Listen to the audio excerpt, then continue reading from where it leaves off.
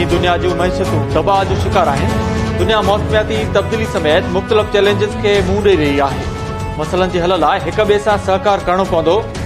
DeVos में world economic forum खे ख़िताब कंदे परॾेही वज़ीर बिलावल भुट्टो ज़रदारी चयो आहे त रूस ऐं यूक्रेन विच में हलंदड़ तकरार जो वाहिद हल सिफ़ारतकारी आहे। पाकिस्तान बि फूड सिक्योरिटी ऐं तवानाई जे मसइलनि खे मुंहुं ॾेई रहियो आहे। खिते में मसइलनि जे हल लाइ मस्बत सोच अख़्तियार करणी पवंदी।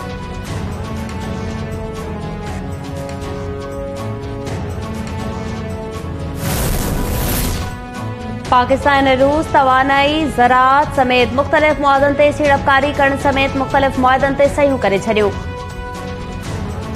पाकिस्तान ऐं रूस विच में थियल मुआदनि जे मुद्दे में मार्च ताईं बात कई वई। रूस जे तवानाई वारे वज़ीर चयो त मॉस्को पाकिस्तान में बरामद वारी सनत लॻाइण जो सहकार कंदो। वफ़ाक़ी वज़ीर अयाज़ सादिक चयो त मुआदनि सां ॿिन्ही मुल्कनि विच में लाॻापन खे वधीक हथी मिलंदी।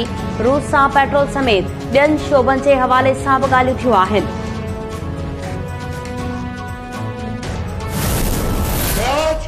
उस इलेक्शन की बायकॉट का ऐलान कर रहा हूं। हमने तहरीक इंसाफ इमरान खान की मशावरत में तहरीक इंसाफ के दोस्तों ने फैसला किया है, मुस्तफी होने का ऐलान कर रहे हैं।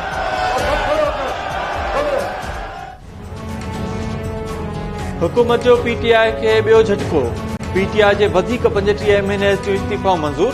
स्पीकर राजा परवेज़ अशरफ, पीटीआई जे एमएनए हैदर अली खान, सलीम रहमान, साहिबजादा सिबकतुल्लाह, महबूब शाह, मोहम्मद बशीर खान, जुनैद अकबर, शेर अकबर खान, अली खान जदून, उस्मान खान तुर्कई, खुसरो बख्तियार, आमिर कयानी, मुल्क बुखारी, अंदलीब अब्बास, फखर इमाम, मुजाहिद अली, करामत अली खान ऐं ॿियनि जी इस्तीफ़ा मंज़ूर कई वई। पीटीआई जे 81 एमएनएस जूं इस्तीफ़ाऊं मंज़ूर थी चुकियूं आहिनि।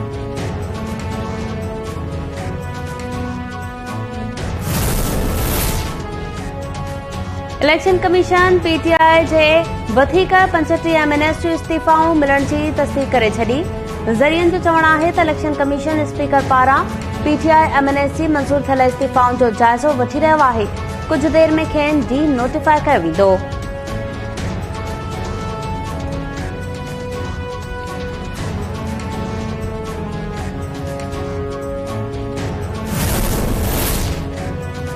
पीटीआई स्पीकर जे फ़ैसिले खे रद्द करे छॾियो। समूरनि एमएनएस जूं इस्तीफ़ाऊं मंज़ूर करण जो मुतालबो।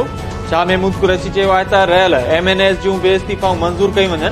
फवाद चौधरी चयो आहे त एस्टेब्लिशमेंट पॉलिसी ते नज़रसानी करे हुकूमत खे घर मोकिलणु पाकिस्तान ऐं इदारनि जे मुफ़ाद में आहे।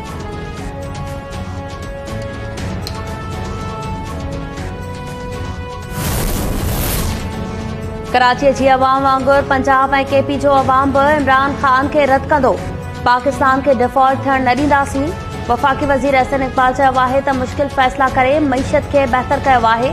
ईंदड़ आम चूंडूं नई आदमशुमारीअ ते थींदियूं। पक आहे त नवाज़ शरीफ़ जल्द ॾे वापसि ईंदो।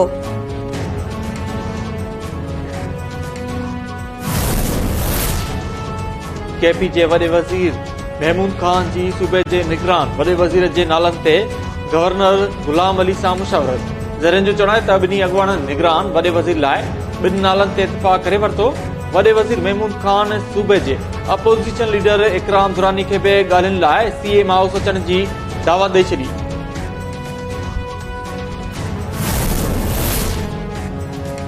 पंजाब में निगरान वॾे वज़ीर वारो मामलो अञा ताईं हल न थियो। हुकूमती पार्लियामानी कमेटीअ जे वॾे वज़ीर परवेज़ इलाही सां मुलाक़ात। अपोज़िशन जे रवैये बाबति आगाह कयो। वॾे वज़ीर परवेज़ इलाही चयो त निगरान वॾे वज़ीर जी नामज़दगीअ लाइ अपोज़िशन जो रवैयो गैर संजीदा आहे। निगरान वॾे वज़ीर जी नामज़दगीअ ते सियासत कंदड़नि खे शर्म अचणु घुरिजे।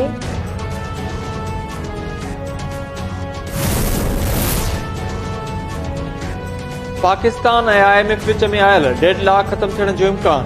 पाकिस्तान IMF खे जाइज़ मिशन मोकिलण जी दरख़्वास्त करे छॾी। ज़रियनि जो चवणु आहे त नाणे वारे वज़ीर वज़ारत IMF खे ख़त लिखी मुआहिदे ते अमल जो जाइज़ो वठण लाइ जल्द मिशन मोकिलण जी दरख़्वास्त कई आहे। सुप्रीम कोर्ट में डॉक्टर महरीन बलोच ॿिनि ॿारनि जे गुम थियण वारे केस जी ॿुधणी। जांच में अॻु भराई न थियण ते अदालत पारां कावड़ जो इज़हार। चीफ सेक्रेटरी सिंध ऐं घरू सेक्रेटरी खे ईंदड़ ॿुधणी ते तलब कयो वियो। जस्टिस अतर मिनला चयो त ॿारनि खे ॻोल्हण में रियासत नाकाम थी चुकी आहे। गुम थियल शहरनि जो ज़िम्मेवार केरु आहे?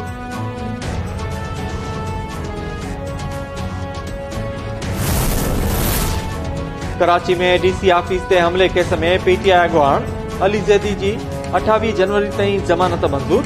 अदालत पारां अली ज़ैदी खे 30,000 रुपयनि जा मुचलका जमा कराइण जो हुकुम। अली ज़ैदी चयो आहे त पीपुल्स पार्टी सां कंहिं बि ॻाल्हियूं न थींदियूं। हाफ़िज़ नईम सां राब्तो आहे, सुभाणे मुलाक़ात रेथियल आहे।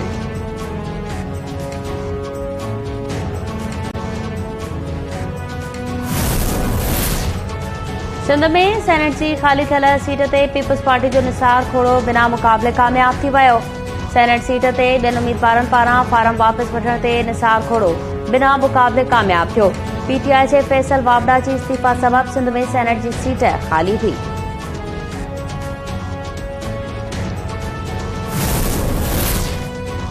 Sindh high court Sukkur bench IBA test pass. उस्तादनि जूं 1 महीने अंदरि IDs खोले पघारूं ॾियण जो हुकुम ॾेई छॾियो।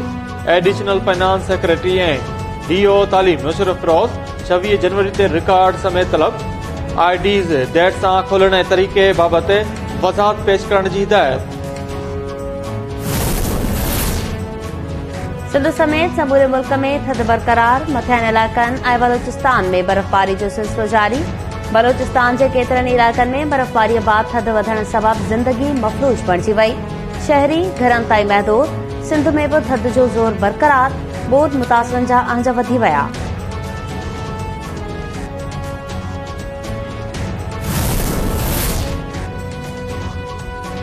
हैदराबाद में सिंध यूनिवर्सिटी जो ड्राइवर क़त्ल। ड्राइवर गुलाम अली हैदराबाद में बस बिहारे हेठि लथो त हथियारबंदनि खेसि गोलियूं हयूं।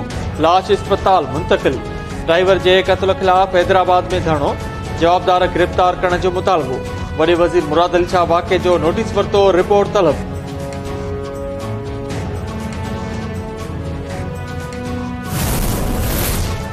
बलोचिस्तान जे बोलान वारे इलाइक़े में रेलवे ट्रैक ते धमाको।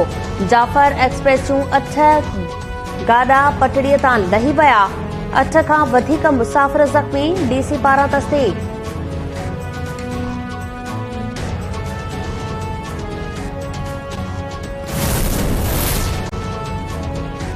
लाड़काणो तालीमी बोर्ड जे मुलाज़िमनि ऐं चेयरमैन में शिकताण ख़तम न थी। मुलाज़िमनि पारां ॿिए ॾींहुं बि हड़ताल। बोर्ड जी तालाबंदी। सखर बोर्ड जे कंट्रोलर इल्ज़ाम लॻाइण ते चेयरमैन खे हटाइण जो लीगल नोटिस मोकिले छॾियो। चेयरमैन पारां बरतरफ़ ऐं मुअतल कयल यूनियन अॻुवाणनि समेत 3 मुलाज़िमनि खे बि अदालत वञण जो फ़ैसिलो करे वरितो। दादू में ॿीहर ॻणप दौरान हारायल आज़ाद उम्मीदवार जे हामियुनि जो इंडस हाईवे ते धरणो। ट्रैफ़िक मुअतल।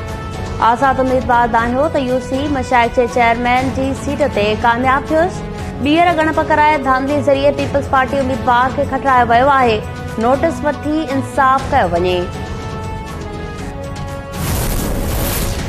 ऐं मंसूराबाद भरिसां इंडस हाईवे ते गाजी शाह जे मेले तां मोटंदड़ पांधीअड़नि जी ट्रक कल्टी। 10 ॼणा ज़ख़्मी अस्पताल मुंतक़िल।